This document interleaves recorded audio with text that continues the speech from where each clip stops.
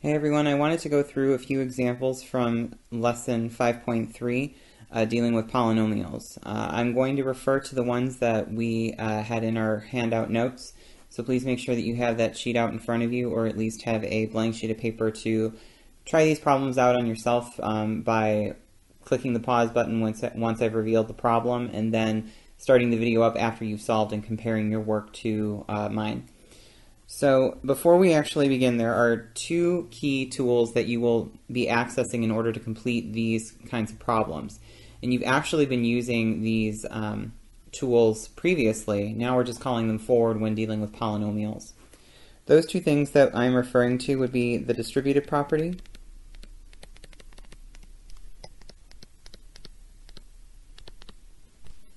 and then combining like terms. Okay, so let's go ahead and dive right in.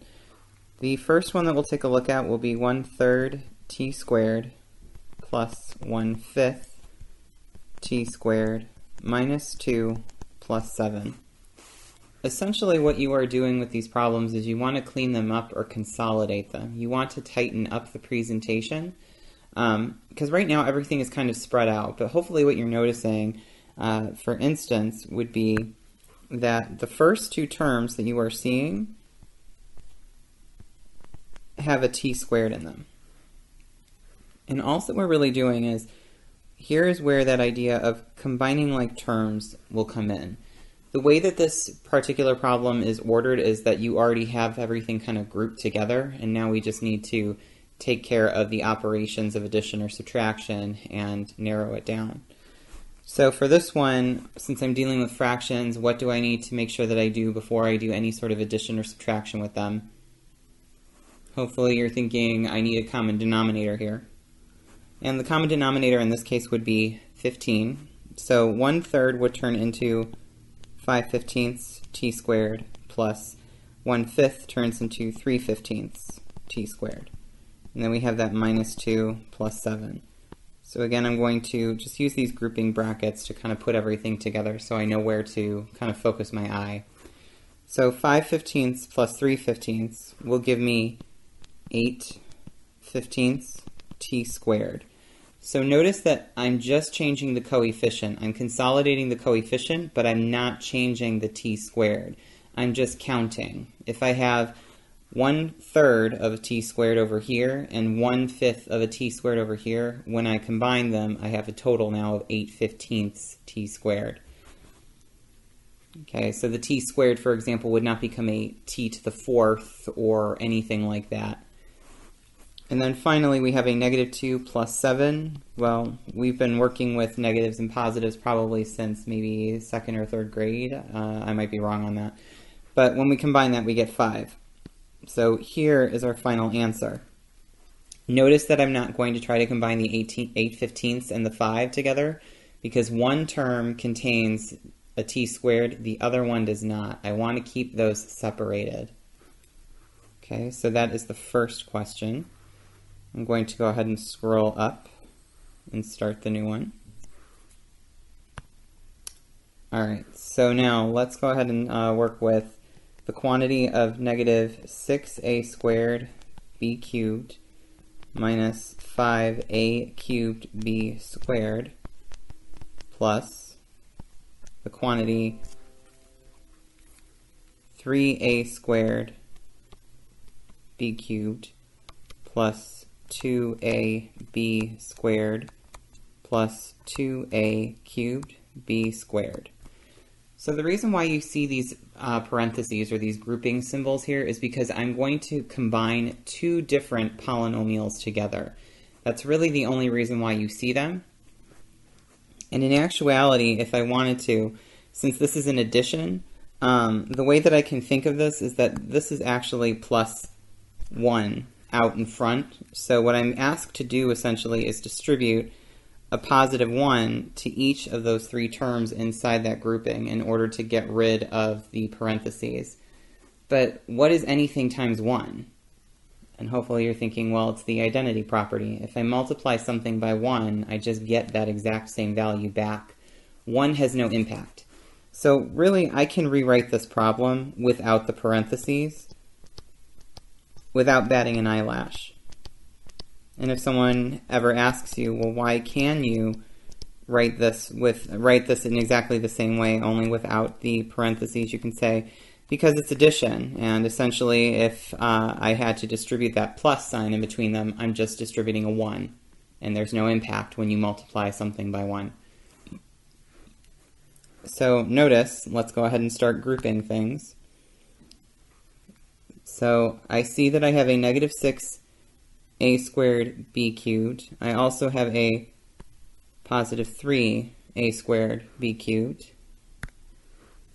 And also, let's see here, I have a negative 5a cubed b squared and a positive 2a cubed b squared.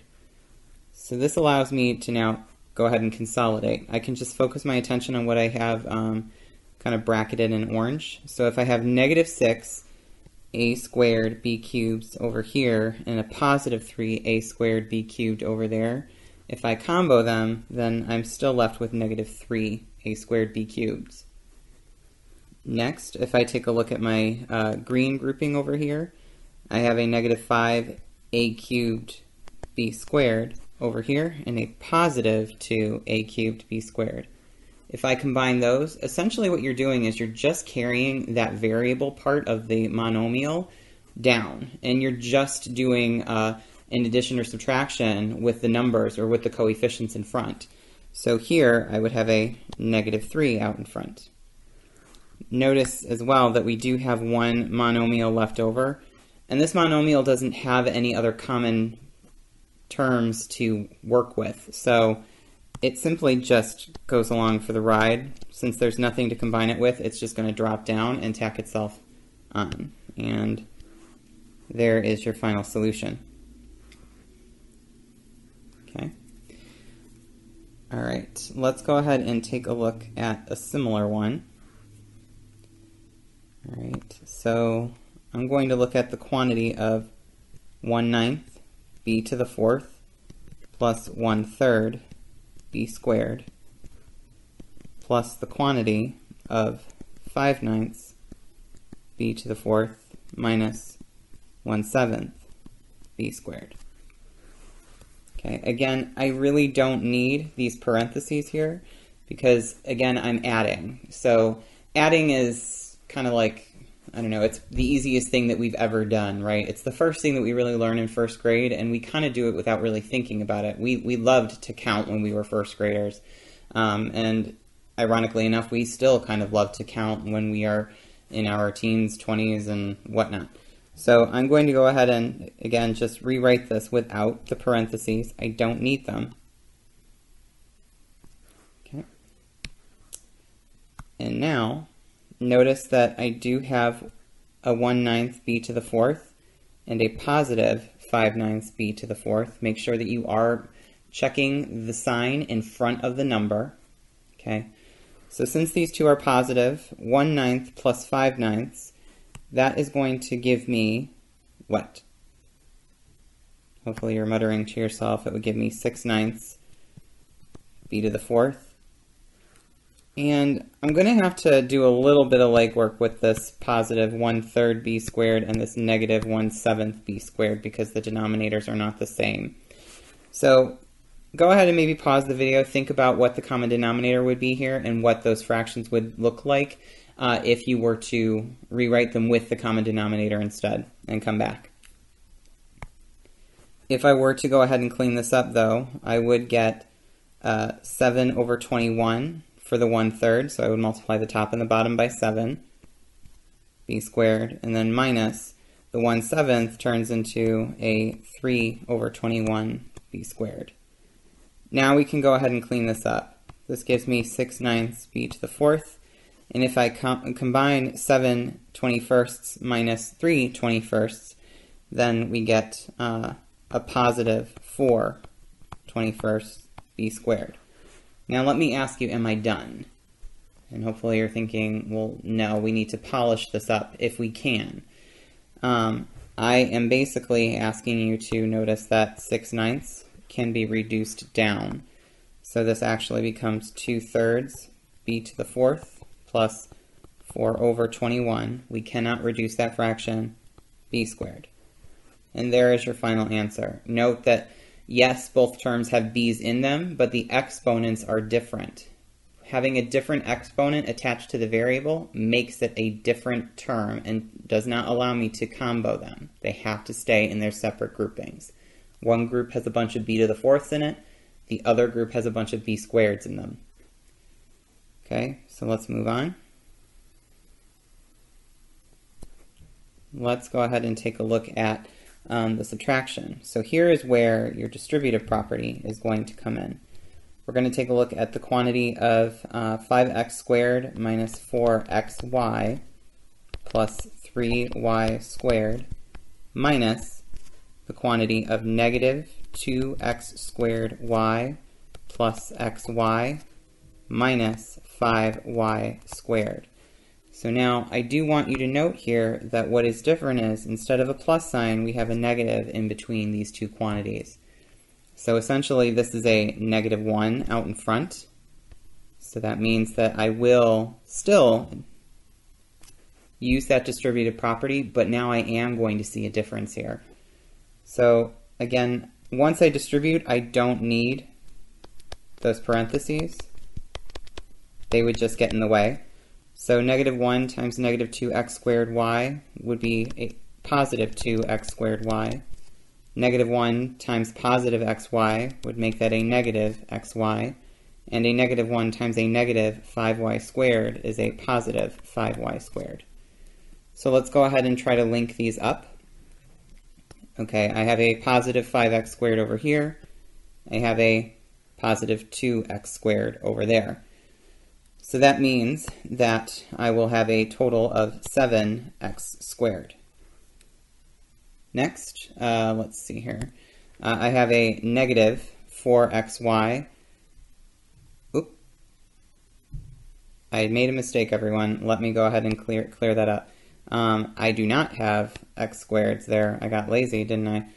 So there we go. Notice that in this problem there is, yes, there is an x squared over here, but do you see any other terms that are attached to it? And hopefully you're saying, well, no, and I saw that before you were even mentioning that. So the 5x squared is just going to come down. Notice that this one is a 5x squared, but this one is a 2x squared y. So that one will actually just fall down as well. Those two are unique. Okay. So when I go ahead now and take a look at the negative 4xy, I do have a negative 1xy if you need to see it. And this is going to give me a total of negative 5xy here. And lastly, we have a positive 3y squared and a positive 5y squared. So this gives me a total of a positive 8y squared. Okay. Here is my final solution. Hopefully you did note that I did make a slight error, but I was able to catch my error. When I looked back, I noticed that, again, I had a 5x squared, and I thought that I had a 2x squared, but then I was neglecting the y that was attached to that monomial. So because there is a y in that grouping, but there is not a y with the other one, the 5x squared, I have to keep them separate. So hopefully that was a happy mistake that kind of drove home that idea. Let me know what you think, please. And then the last one that we have here, we have 2.9 t to the 4th plus 1.7 t cubed, this quantity, minus the quantity of 3.6 t to the 4th minus 1.7 t cubed. Okay, so again, we do want to note that I have a minus sign in between, and again, that really means that there is a coefficient out in front, which is a -1. So that means that I need to give every term inside the quantity to the right of it, I need to multiply it by a -1. So again, we can rewrite the problem without parentheses or grouping symbols. So the 2.9 t to the fourth plus 1.7 t cubed, that is left unchanged. Okay, we're basically just writing it without the parentheses.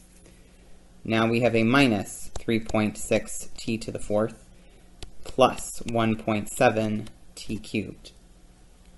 So again, we're going to note that, look, this time I do have a 2.9 t to the fourth, and I also have another, oops, again, I made a little error there. That should be a 4 over there. T to the fourth. There we go. Both of those terms have t to the fourths. So really, I'm going to go ahead and do a quick aside here. So I know that I have a negative 3.6, and then I also have a positive 2.9. So if I do negative 3.6 and 2.9, we will borrow from here. This is going to give me negative 0.7. So negative 7/10 t to the fourth is what I will get when I combine these two values together. And then lastly, I do have a positive 1.7 t cubed and another positive 1.7 t cubed. So 1.7 plus 1.7 gives me a positive 3.4 t cubed. Okay, again, this is my final solution. Alright, if you have any questions, please let me know. Sorry for my little errors, but hopefully they were actually more educational than misleading. If you do have any questions, please let me know. Thank you.